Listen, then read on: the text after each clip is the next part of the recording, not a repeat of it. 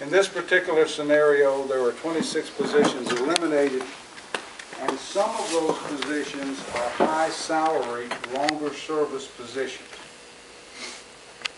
We were able to achieve $997,673 in expenditure reductions. Again, though, with the lost revenues and the unemployment compensation, we were only able to net $626,527, which would still leave us out of balance by $541,588.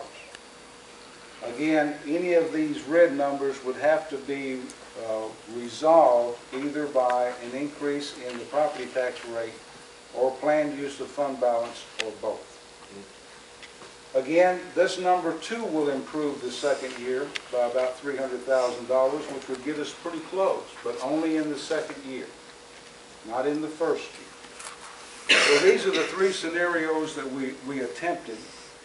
Again, one of our board members mentions that we're dealing with a very difficult situation, what I think they refer to as a perfect storm. A perfect storm where our revenues have decreased significantly. Our expenditures, though they're staying at or below the budgeted amount, are not decreasing enough. And any drastic action, and I say drastic action, which involves reducing the workforce, carries with it an increased cost in unemployment compensation for a year, and also the loss of revenue as well.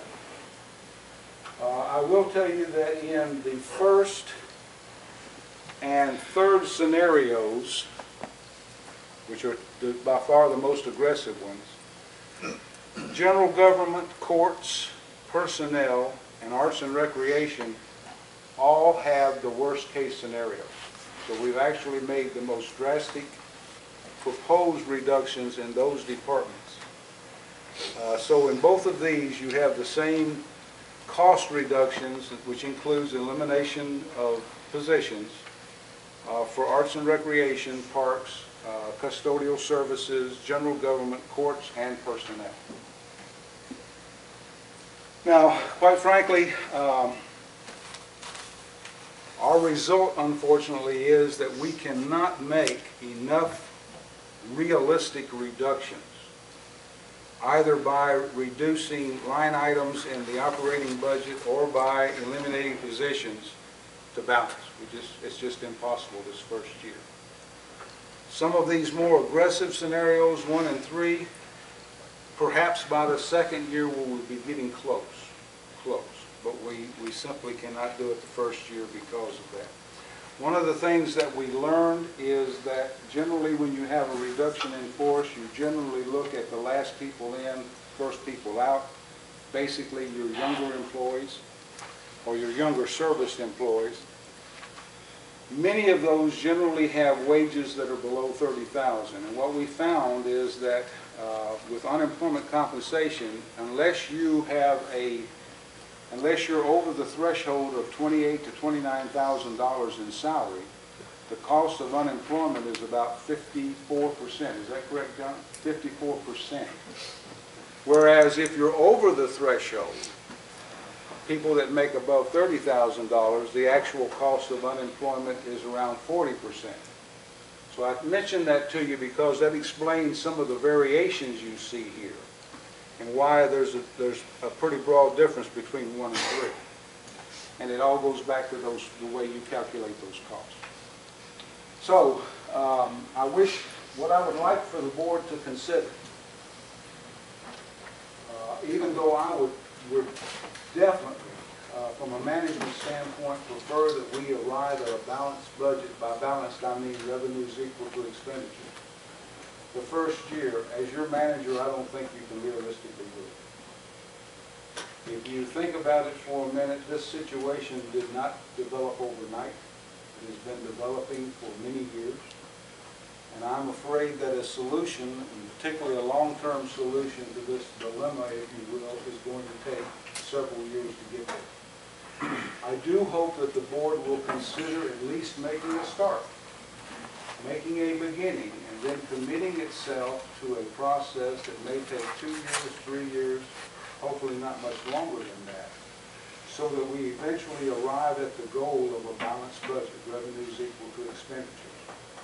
But I think we have to make a start.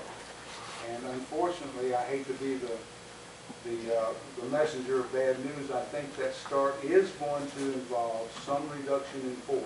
How much, how many, quite frankly, is a board decision. But I do think we're going to have to make a start, or we're never going to get there. One of the things that really has troubled me since I've been your manager, and this is the first time I've encountered it in any city I've been in. This city literally has no mechanism to fund routine maintenance, and by that I mean you have no mechanism to fund the paving. Most cities have at least a mechanism where they can generate $200,000 to $500,000 a year so that you're paving every single year. Now, quite frankly, the mechanism exists, but it has not been used, and that mechanism is your state street aid. Now, unfortunately, what happened though in the past here in Millington is state street aid was used, inappropriately in my opinion, as a method to help fund the street department. In most cities, the street department is just another department of the general fund. Well, by using that crutch, if you will, the city began to rely on those revenues, and they used those revenues for salaries and operational expenses, and you don't use them for things like paving. And as a result, you have no method to get there. Nor will you have any time in the future unless we can reverse this negative funding scenario that we have. I've moved those, so I don't want everybody to focus on the numbers because those were just options for you. But we need to have some mechanism where we can get back to that. Otherwise, you're going to be faced with borrowing money, as you have done in the past, to do paving, when really you should be routinely paving every single year. Right now, in addition to state street aid, you're also making a transfer from the general fund to pay the cost of operating streets. In our worst case scenario I had up there, it's around over $300,000.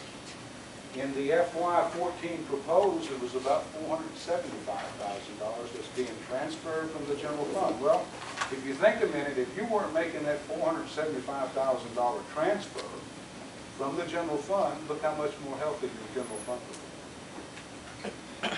So we've got to get back to, in my opinion, and for your consideration, some of those basics. Start thinking about how we fund projects, how we fund future programs. But it all starts to getting back to some sort of fiscal balance, and we don't have it here. And I don't think it's likely to happen this year, maybe not next year, but at least at some point within the next 2 or 3 years, we need to arrive at that goal. The other thing that I've been disappointed about since I've been here is that you have no mechanism in place, no fiscal mechanism for what I call true economic development. Yes, you have a form of economic development, and that's done through your Chamber of Commerce and your Industrial Development Board. And I'm not being critical of either one of those. I think they're doing the best they can. The problem for this city is most cities of similar size actually either have a department or some other function within the department of the city that handles economic development. I can tell you the last city I was in was a city of 8,000, and we spent roughly $250,000 a year was invested for economic development. Well, as you can see from our finances, we can't even get close to that.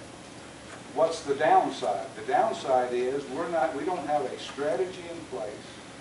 We don't have a function in place to be going after things like retail. And retail is by far your best opportunity for growth. You already have a good retail base. Most of that is developed over time basically because of 51. That's how you're able to support so many restaurants that you have now. But the opportunities for expanding existing retail and also adding new retail is, in my opinion, tremendous, but right now you have no method, no function, and no resources to actually pursue. So, am I saying that we should do that immediately? No. I'm just saying that what I'm mentioning to you is I would like to see the board make it